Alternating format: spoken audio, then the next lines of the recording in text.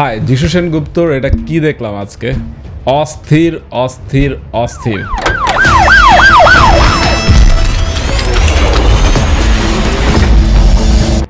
খুব ভয় পাইছি রে সত্যি বলছি যে বরবাদে যিশু সেনগুপ্ত এমন একজন ভিলেনের রোল করছে যেটা জাস্ট হচ্ছে আগুন ধরিয়ে দেবে পুরো থিয়েটার জুড়ে।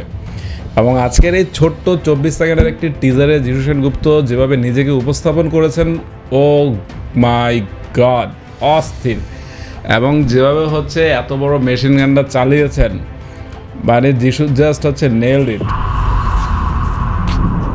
ও ফাটাফাটি। এবং মনে হচ্ছে যে বরবাদে অবশেষে নায়ক ভিলেন মানে একদম জমে ক্ষীর হয়ে যাবে, জমে জাস্ট ক্ষীর। এখন আসছি বরবাদের আসল কথায়।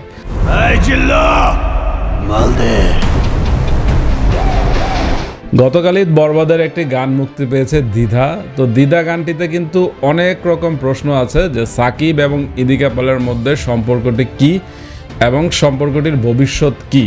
কারণ আমি বরবাদের টিজারটি খুব খুঁটিয়ে খুঁটিয়ে দেখেছি যে এখানে যিশু সেনগুপ্তর নাম হচ্ছে ফারহান এবং সাকিব খানের নাম এখন পর্যন্ত শিওর হওয়া যাচ্ছে না, কিন্তু ভাষাভাবে আমি টিজার থেকে যেটা পেয়েছি সেটা হচ্ছে আরিয়ান মির্জা। এবং আরিয়ান মির্জার বিরুদ্ধে কিন্তু অনেক অভিযোগ, অনেক।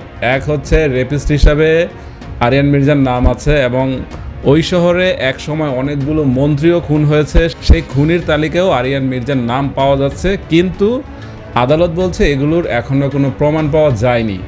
এখন এই আরিয়ান মির্জার চরিত্রটি কি সাকিব খানই প্লে করছে কিনা সেটাই হচ্ছে বরবাদের ট্রেলার আসলে কিংবা বরবাদ সিনেমাটি মুক্তি পেলে বোঝা যাবে। কারণ এর মধ্যে আপনারা দেখে থাকবেন টিজারেই দেখানো হয়েছে আরিয়ান মির্জার বিরুদ্ধে পুরো মানুষ কিন্তু ক্ষেপে উঠেছে এবং তার বিচার চাওয়ার জন্য রাস্তায় নেমেছে। কারণ আপনারা বিভিন্ন প্লে কার্ড বা পোস্টারে দেখতে পারবেন যে নিতু হত্যার বিচার চাই, অর্থাৎ নিতু হচ্ছে এখানে ইদিকা পাল, হয়তো নিতু মারা যাবে, তো নিতু হত্যার বিচার চাওয়া হচ্ছে। এবং নিতুকে হত্যা করেছে কে? আরিয়ান মির্জা। এবং হচ্ছে অনেকগুলো মন্ত্রীদের কে খুন করেছে? আরিয়ান মির্জা। এখন এই সিনেমার ভিলেন যেহেতু হচ্ছে যিশু সেনগুপ্ত, হতে পারে যিশু সেনগুপ্তই খুনগুলো করে আরিয়ান মির্জার উপরে দায় চাপাচ্ছে।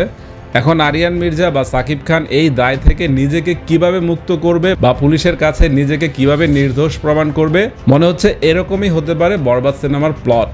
এখন ট্রেলার না আসলে নিশ্চিত করে বলা সম্ভব হচ্ছে না। এখন আমার কাছে আরও একটি পয়েন্ট আছে, সেটা হচ্ছে এখানে বা এই বরবাদ সিনেমাতে সাকিব খানের ডাবল রোলও থাকতে পারে। একটি রোল হচ্ছে ভালো থাকবে যেটাকে এখন পর্যন্ত দেখানো হয়নি, এবং আরেকটি রোল হচ্ছে এই আরিয়ান মির্জার রূপে সাকিব খানকে যেভাবে প্রেজেন্ট করা হচ্ছে পুরো বরবাদ টিজারে।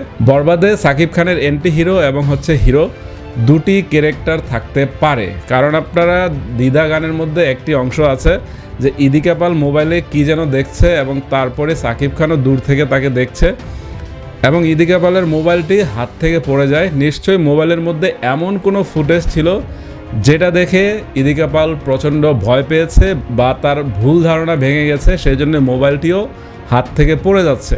তো আমার কাছে মনে হচ্ছে যে বরবাদের গল্প আসলেই একটি জমজমাট গল্প মেহেদী হাসান হৃদয় আমাদের উপহার দিচ্ছেন। তো এখন দেখা যাক বরবাদ সিনেমা নিয়ে আমার আশার পারদ জাস্ট দিন দিন বেড়েই যাচ্ছে। কারণ কালকে দ্বিধা গানটিও আমার কাছে চমৎকার লেগেছে। এমন নয় যে গানটি খুব ফাটাফাটি, কিন্তু গানটি শুনতে খুব শ্রুতিমধুর মনে হচ্ছে এবং নিজের কানে শুনতে ভালো লাগছে। এই হচ্ছে বরবাদের দ্বিধা গানের মূল বক্তব্য, অর্থাৎ গানটি শুনতে ভালো লাগছে এবং গানের ভিতর সাকিব খান যেভাবে নিজেকে প্রেজেন্ট করেছে বা ইদিকা পালকেও খুব মিষ্টি লাগছে। তো সেটাও আমি কালকে গানের রিভিউতে বলেছি। তো এখন এই যে পুরো বরবাদের প্রেডিকশন, এটা আমার একান্তই নিজস্ব।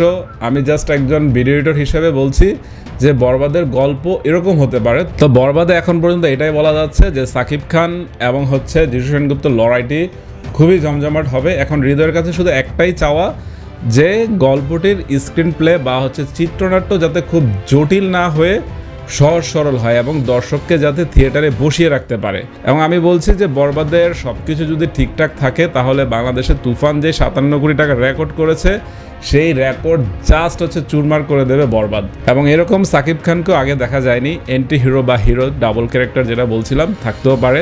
তো একটা কথাই বলবো যে আপনারা নিশ্চয়ই অনেকের ভিডিও দেখেন, তো আমার ভিডিও দেখেন যে আমার প্রেডিকশন কতটা মিলে কারণ বাংলাদেশ সাকিব খান কাঁপিয়ে দিয়েছে, এখন ইন্টারন্যাশনাল লেভেলে সাকিব খানকে খেলতে হবে। তো দেখা যাক সাকিব খান বরবাদ দিয়ে ইন্টারন্যাশনাল মার্কেট কতটুকু ধরতে পারে। তো এই আশাই থাকবে যে সাকিব খান বাংলাদেশের মাটিকে জয় করে ইন্টারন্যাশনাল লেভেলেও জাস্ট হচ্ছে খেলে দিবে। তো সবাই দোয়া রাখবেন সাকিব খানের জন্য এবং আমার জন্য। তো দেখা যাক বরবাদ আসলেই সব কিছু বরবাদ করতে পারে কিনা। তো সবাই ভালো থাকবেন, বাই।